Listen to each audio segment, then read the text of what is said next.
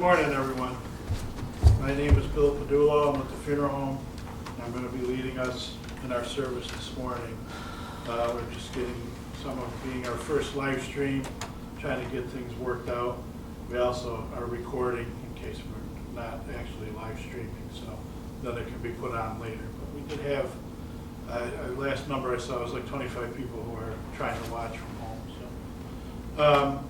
So I'd like to welcome you all and, tell you how very sorry we are for your loss. It's very tragic, but there's anything you can take away good. The good here is what a great person he was, and remembering that is going to be so important, and sharing that with each other will be even more important. To start things off this morning, we have a special song chosen by the family, and so I'm going to ask you to watch that and reflect, and we'll talk later in the service about that. But thank you.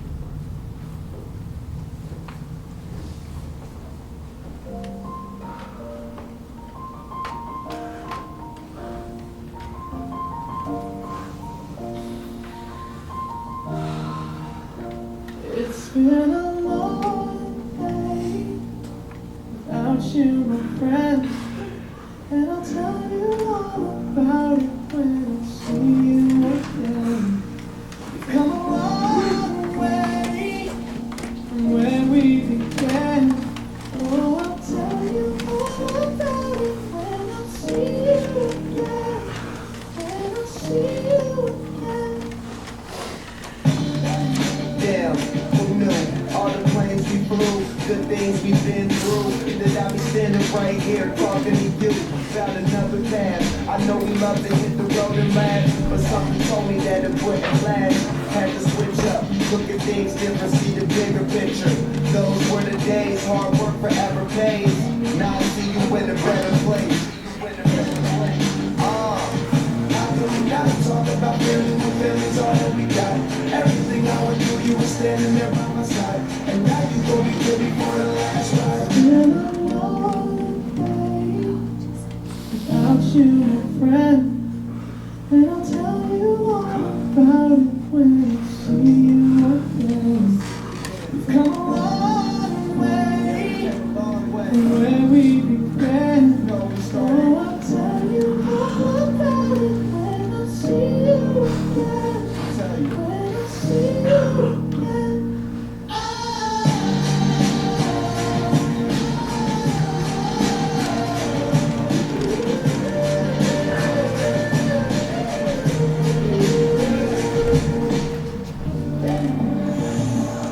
First you both go out your way in the vibe is feeling strong and was small. Turn to a friendship turn to a bond, and that bond will never be broken. The love will never get lost. And when brotherhood come first, then the line will never be crossed. Established it on our own when that line had to be drawn, and that line is what we reach. So remember me when I'm gone. How can we not talk about family when family's all that we got? Everything I went through, you were standing there by my side, and now you gon' be with me for the last ride. Let the light guide your way. Yeah. Hold every memory as you go,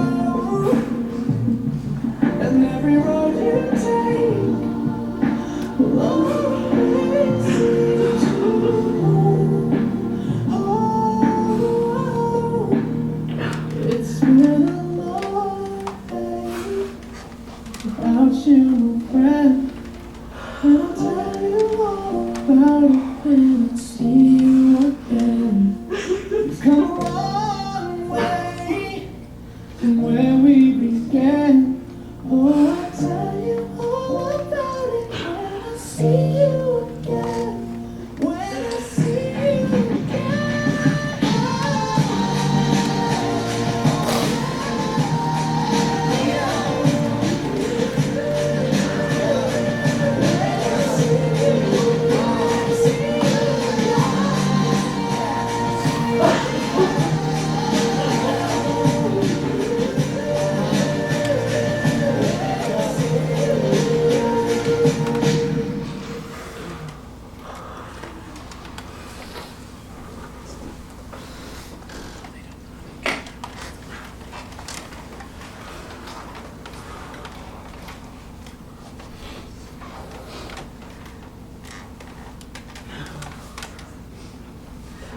poem called When I Must Leave You. When I must leave you for a little while, please do not grieve and shed wild tears, and hug your sorrow to you through the years. But start out bravely with a gallant smile, and for my sake and in my name, live on and do all things the same. Feed not your loneliness on empty days, but fill each waking hour in useful ways.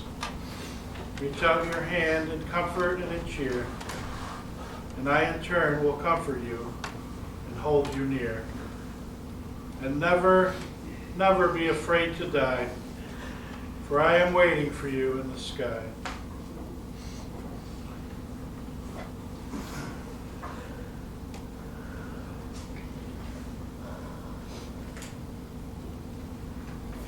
This is a reading from Ecclesiastes. The secret of life is to know what time it is. Solomon, in his special God-given wisdom, knew there is a time and a place for everything. There's a time to live and a time to die.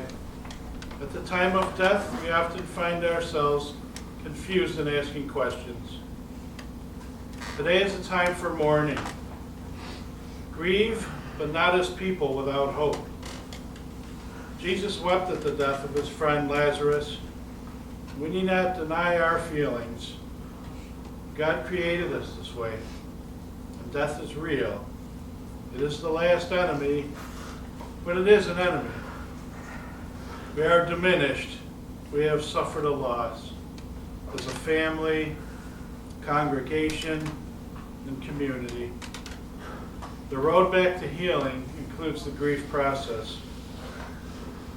Today is a time for comfort. With these words, God's word can do it, and your presence helps. Christ is risen from the dead, the firstborn, and there is forgiveness with God. Today is a time for remembering. Families remember when they get together. The family of God remembers what God has done. We remember not a person's accomplishments, but the grace of God in Christ. This is the source of comfort, and we praise God for the love that he showed us in life. Today is a time for celebration. The hope of the faithful departed is realized. The illness or injury that brings on death is healed. Death is swallowed up in victory. Celebrate his new life, and we too shall rise. The secret of life is to know what time it is. This is a time for mourning, comfort, remembering, and celebration.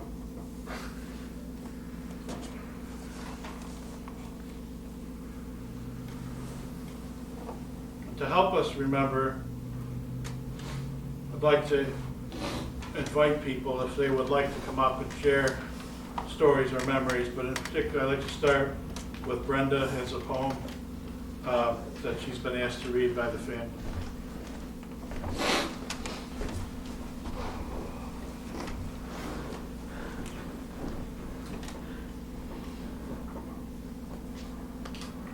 Good morning. Before I read the poem, I have two stories that Rob, Dakota's father, has asked me to share with you. Stories about Dakota and how much he loved the police officers. His first police response happened at the apartment complex in Charlotte when Dakota was very young. He had been given a power wheel police trike, battery operated, with a speed a little bit faster than a sloth at a garage sale. This was also a time when he had a police officer costume, which he wore constantly. Linus had a security blanket, Cody had his uniform. There was a police emergency at the complex one weekend, the type where they advised everyone to stay inside. Dakota looked out the bedroom window upstairs and saw the police cruisers in the parking lot. With lightning speed, he jumped into his uniform, ran downstairs, and before his parents could react, was out the door, on his trike, siren buttons blaring, heading for the police perimeter. It took Rob a quick stride or four to catch up to the slowest police responder in Rochester. Just about the same instant, one of the real officers noticed and headed his way. His eyes met Rob's, and Rob did his best, sorry, expression wave as quietly as possible and tried to steer a determined Dakota back to the safety of the apartment. When out of the corner of his eye he saw the officer close the distance, fully expecting a severe reprimand for not keeping tabs on the situation, Dakota didn't care, oblivious to my panic and what I was sure was the officer's extreme displeasure. Cody arrived. "Here to help, where should I go?" Cody asked. The officer looked at Rob as if to say, "You're kidding, right?" At which point I just shrugged and said, "He means it." The officer leaned down to Dakota in his oversized police hat, police costume, 3 sizes too big, because there wasn't one in his size, but he wanted that one, and said, "We have it covered, no need for any additional backup at this time. But if we do, can we radio you?" Dakota, pondering the situation as though he knew how to analyze the scene, reached for the plastic, non-working radio on his used police trike, and with a commanding 2 to 3-year-old voice, keyed in the radio and said, "Situation code 5468, returning to base code 4. Not quite sure what it meant, but the cop was adamant. "You need to write this down and I'll never forget it. I apologize again for interjecting ourselves into an already tense situation." The cop replied to Rob, "If there is any worse thing that happens to me, and if this is the worst, today I'm a lucky man." The second one occurred when Dakota goes to visit an injured officer, January 31st, 2009. It was all over the news. One of Rochester's finest had been shot in the head, and the outlook was less than promising. Dakota was at school when the news of Officer DePonzio's serious injury broke. Determined to hide the news from Dakota, we left the TV, radio, and any word of the event from reaching our 9-year-old's ears, hoping to protect him from the real potential of losing your life in such a profession. Naturally, the best laid plans of mice and men backfired. As soon as Dakota got home from school, "Dad, did an officer get shot today?" "Yes, son," Rob replied. "How'd you find out?" Dakota told me it was probably 2 teachers talking and Cody overheard the word police. Once that happened, you stood a better chance of beating Mike Tyson in a heavyweight match than getting him to ignore anything remotely related to the police, the cops, or the sheriff.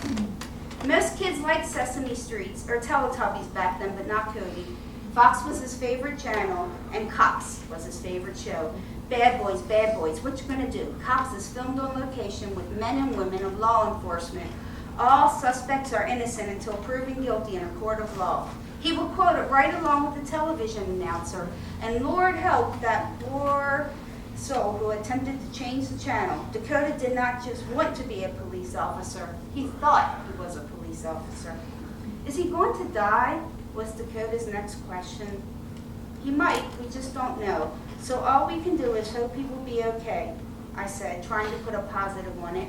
Dakota looked me in the eyes and with the biggest pleading look said, "Can I go visit him in the hospital?" I was shocked, but knew there was no getting out of this one. I said, "Tell you what, I will take you there."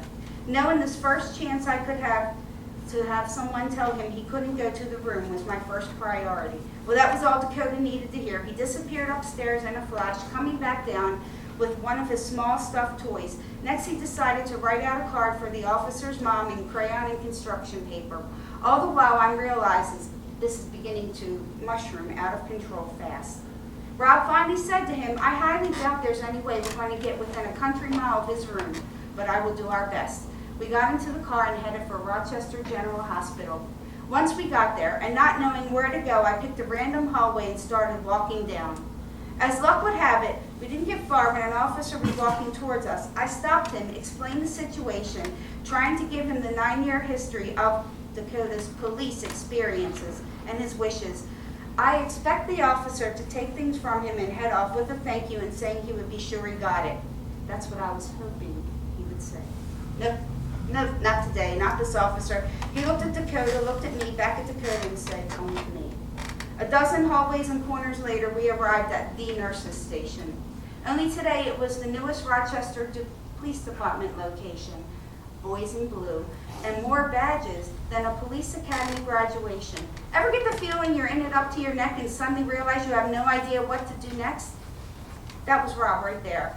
The guide took Dakota straight into the throngs of seasoned officers deep into cop conversation when they suddenly noticed a small 9-year-old followed by the most nervous parent in Rochester, walking in like he just spent an 8-hour shift with them. The conversation quieted. The only sound the hum of the coffee maker and the various equipment. No one spoke. Eventually, tucked in the back, our guide walked up to an obviously extremely worried mother. Mrs. DePonzio, this young man has something he wants to say to you. Dakota walked up to the officer's mom, his tough-as-nails dad, and said, I hope he's going to be okay. I would like him to have this. He handed the stuffed toy and the card. I do not know how she managed to hold back the tears in that instant. I could see her struggle, but she managed to thank Cody immensely. The next few minutes consisted of me explaining to a room full of cops, hoping their co-worker survived a gunshot wound to his head, why this 9-year-old boy was there, and that his 9-year-old mission was to become a cop. From close by, an officer with several stripes leaned over. Son, I'm the police chief. When you're old enough, you come find me, and I will hire you to serve my police force. We left the hospital soon after, Dakota bouncing with unfathomed happiness, and me with a father's pride in a boy. Officer DePonzio survived. I often think back to that day and wonder if his parents remember the visit as vividly as I did. So we all know that Dakota wanted to be a police officer. Police, despite what you've seen in the news recently, most police are good people, and they want to make the world a better place. So we have a choice. We can be bitter, or we can make it better. If you're an adult, I challenge you to mend the fences that are broken in your families, to reach out and to find a young person and mentor. If you're a young person, I ask you, please remember, this is proof that you never know when your time is up. So live each day to the fullest. Don't take anything for granted. And don't let Dakota die in vain. Do your best to fix this broken world that we live in. I'd like to leave you with a poem called Song of Dakota. I am not there, but I've not gone far. I will be with you wherever you are. I am the morning sun streaming down from above. I am the whisper of moonlight, a soft caress of love. I am the gentle rain that falls in spring. I am the song the bluebirds sing. I am the waves that break on shore. I am the calm after a summer storm. I am the grin of a pumpkin smile. I am the falling leaves in autumn's pile. I am the dust of snow on a frosty morn. I am the new beginning from January born. I am not there, but I've not gone far. I am right there in your heart. Ladies and gentlemen, please keep Dakota in your heart. Keep his family in your prayers, and may God bless all of you.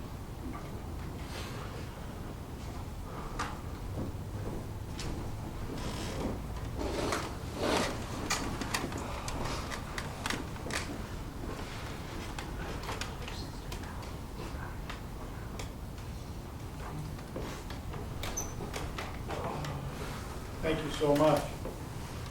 Is there anyone who would like to share the memory?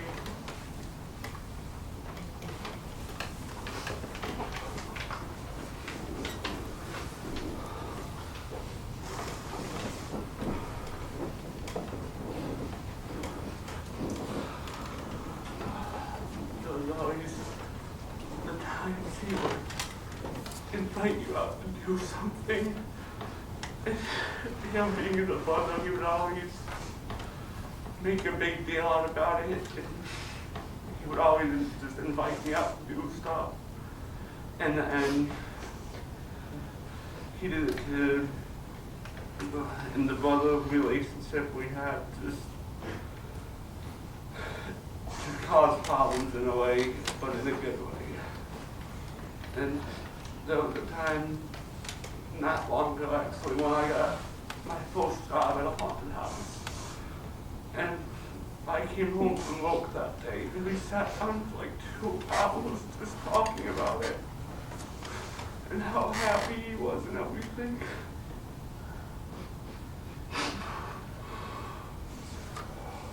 Colin was always, why does he gotta follow me? Mom, why is he doing what I'm doing? That's what brothers do.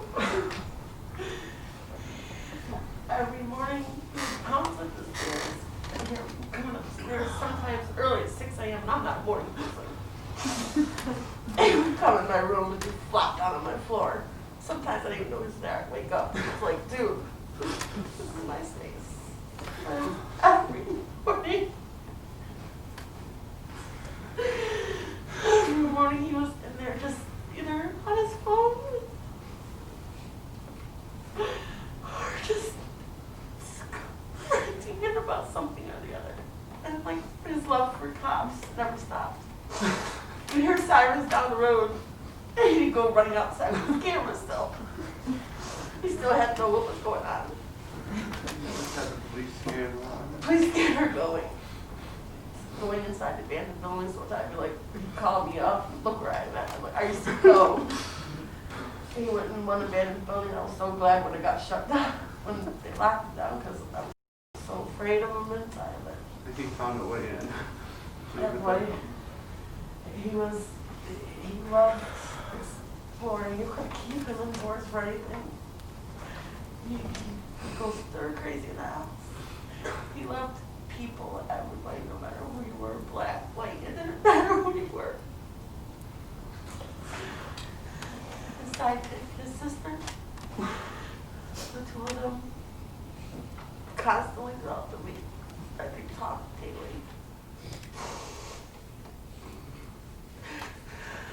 There's always that was a connection where you wouldn't fight and argue, but in the end you still loved each other.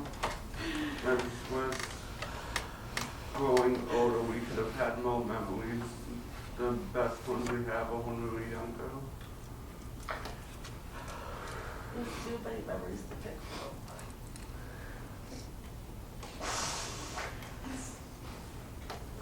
The best one right now is the truck that sits outside, that motorcycle. The littlest things you do in the house. The stupid Yahoo bottle that I told him to pick up, he never picked up. He's in the bedroom. I sat there yelling. This morning I woke up and looked at my Facebook. The first thing I see, you got your memories on Facebook. It's him singing into my phone, me taking a selfie. Big sense of humor.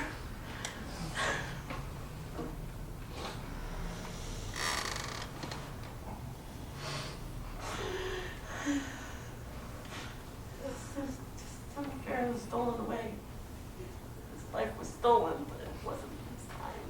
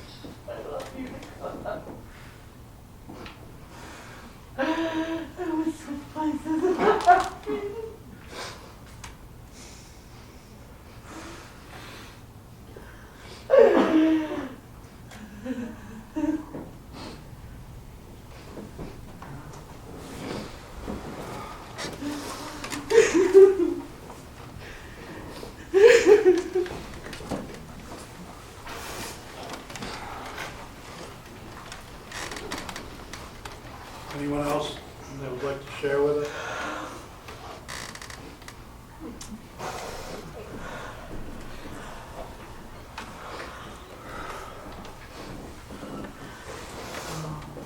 I was one of his aunts.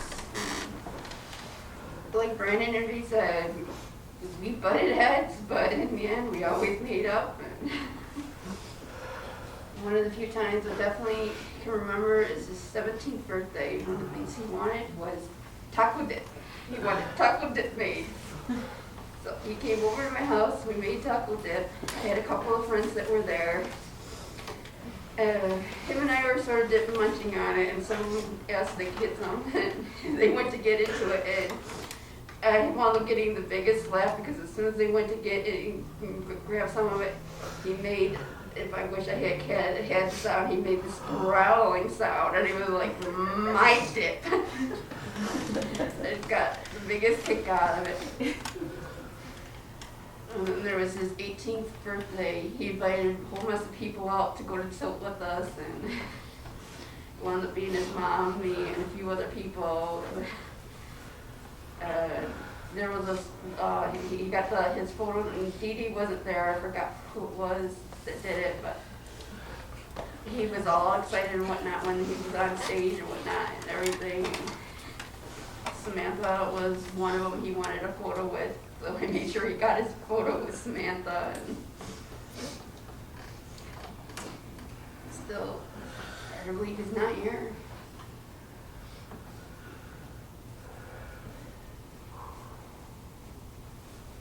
Like I said, Kaylee was one of his sidekick buddies.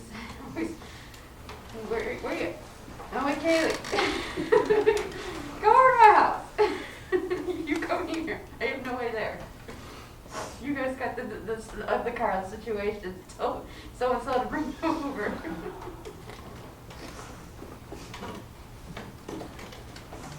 It's gonna be hard, definitely.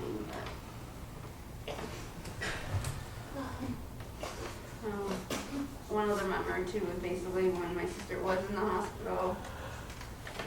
I had gotten a call from Cash, you need to get Cody. He's going to find his way up to the hospital one way or another. I had him come to my house, and basically I'm like, you can't go up by yourself. He wound up pulling up with me.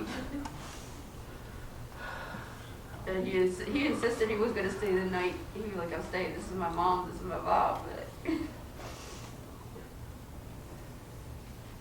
they let him stay until basically till no visiting hours, and then next bus they made sure he went home. Of course, he heard it from his dad later on. Going up there by yourself. That's a no. And he was like, dude, it's my mom. He definitely, like we said, he had a weird sense of humor, but we got a kick out of it a good majority of the time.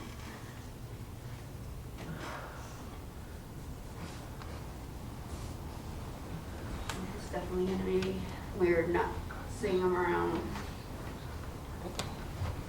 Or basically hearing, Cody, leave your brother alone.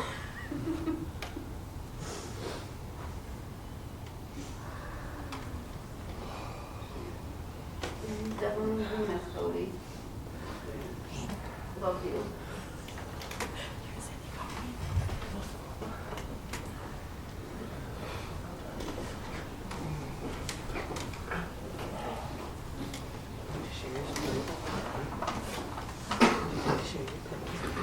Cody was in first grade, and he had his police officer uniform costume for a Halloween party at the school.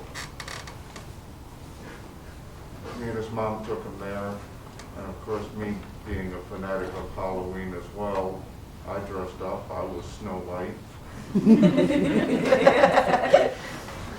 It was part of the costume that I had planned to do with his mother. I was going to be a pregnant Snow White, and she was Prince Charming. We won, by the way. Dakota had his police officer's uniform, so we were going to his school for their costume contest. I don't know who saw it first, me or Dakota, but one of his teachers dressed up in the typical prison escapee uniform with the white and black stripes. Dakota, being the type of person who loved watching cops, took one look at her, and I don't know, I'd never seen a 3, 4, 5, 6-year-old kid run that fast. He caught her from behind with a police tackle that any seasoned officer would be proud of. He hit her like a ton. She collapsed on the floor in a heap. He had her trussed up like a turkey. He had his fake police cuffs out. He's going to slap the cuffs on her. I'm taking her back to jail. She's escaped. And I'm going, Cody, bad move. Real bad move for the teacher. No, you don't want to do this.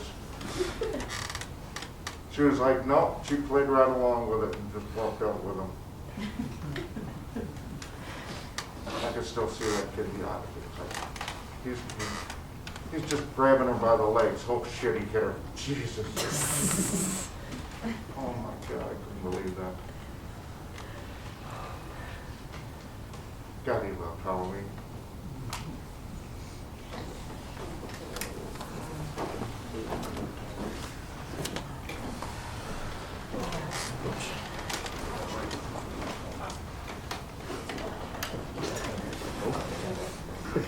So Cody was my nephew, and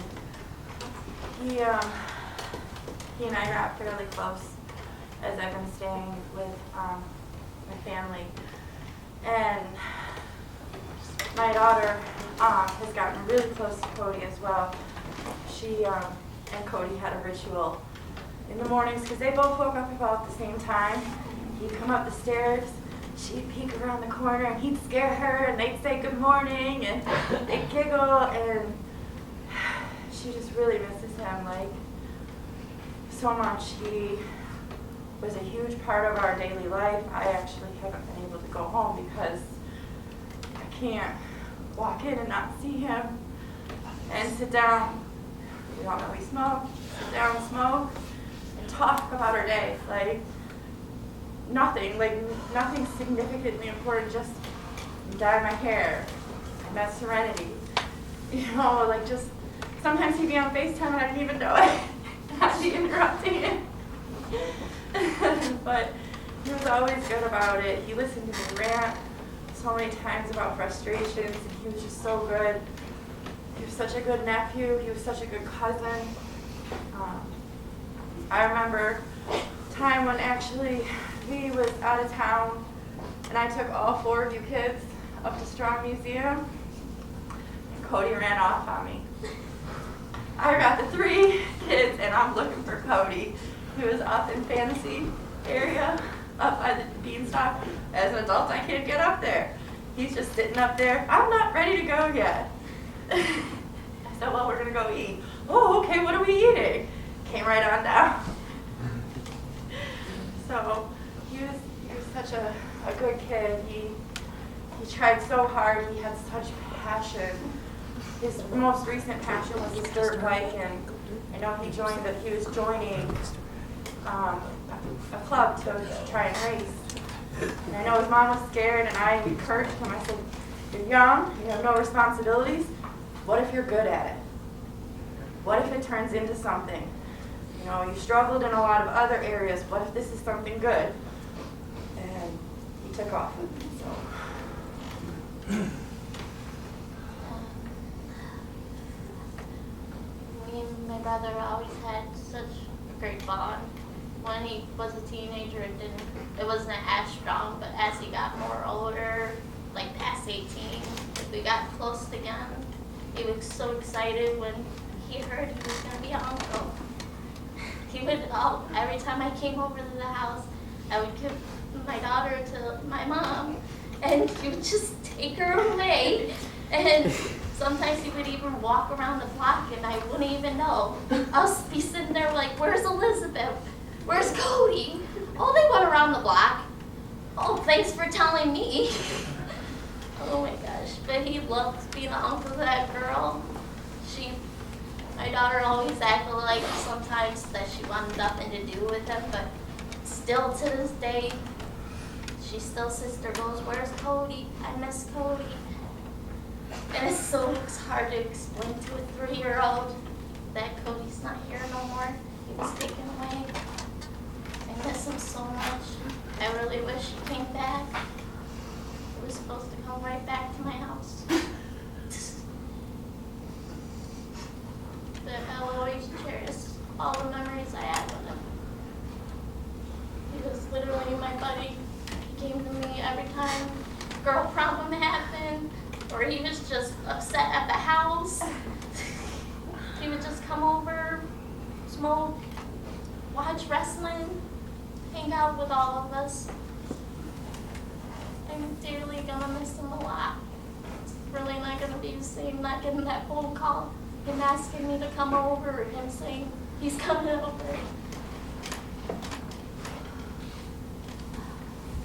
miss you so much, buddy. I love you so much. He was definitely an annoying little brother that I just couldn't keep him away. You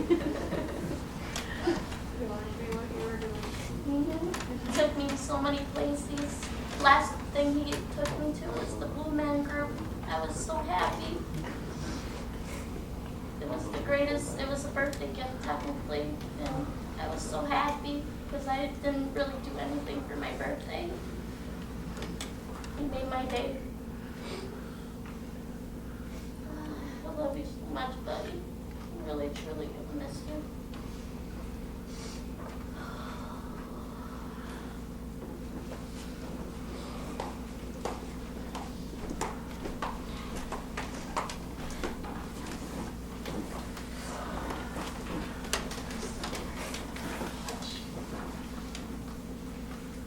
Thank you all for sharing. As mentioned in the beginning of the service, sharing is so important. There's so many great memories, and they need to be kept alive. The family, you guys provided us with a bunch of pictures to create a video tribute. So that was playing last night, but maybe you really didn't get a chance to see it and to take in the pictures. So we're going to watch that video now.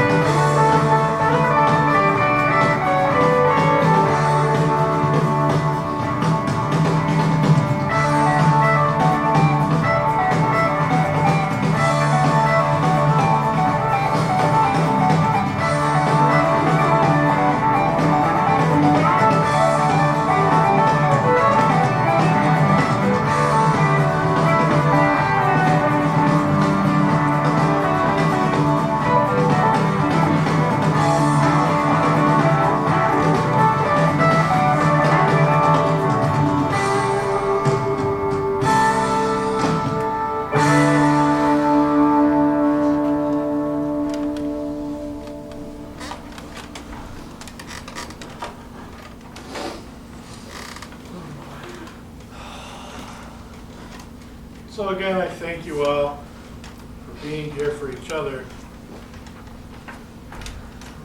To close the service this morning, we have another special farewell song. And when the song's over, I just ask you to remain seated for a few minutes. But this song is by Rodney Atkins, and this is our farewell song.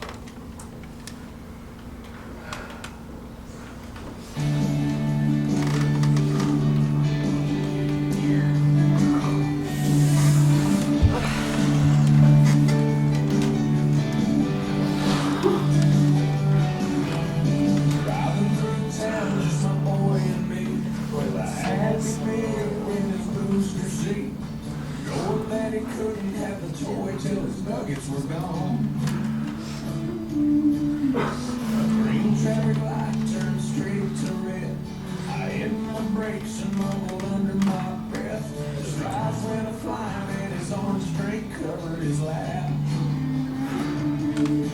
Well, in my 4-year-old said a 4-letter word. It started with S, and I was concerned. So I said, son, now where'd you learn to talk like that? He said, I've been watching you, Dad, ain't that cool? I'm your buckaroo, I wanna be like you. Eat all my food and grow as tall as you are. We got cowboy boots and camo pants, yeah, we're just alike, hey, ain't we, Dad? I wanna do everything you do. So I've been watching you.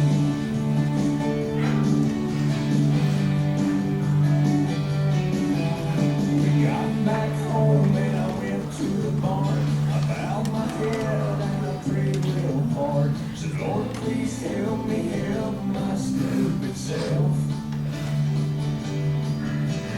Yes, I had bedtime later that night.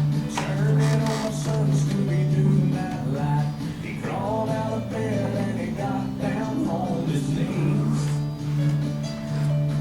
He closed his little eyes, holding his little hands.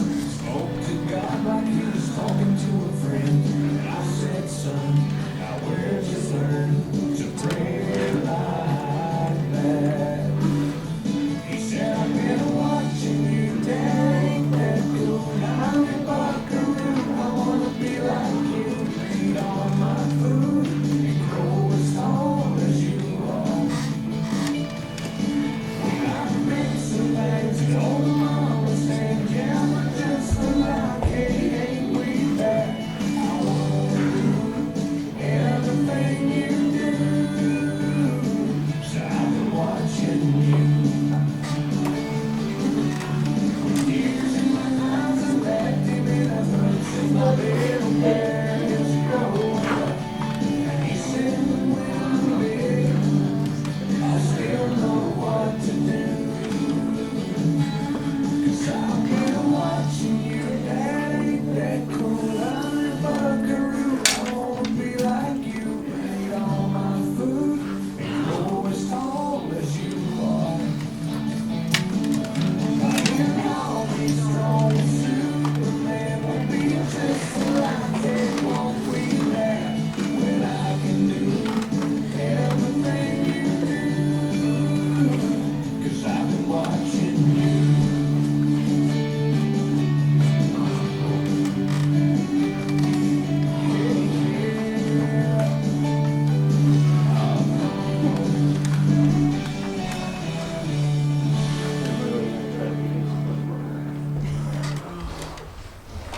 We're going to go to the cemetery now, so I have a couple instructions for you.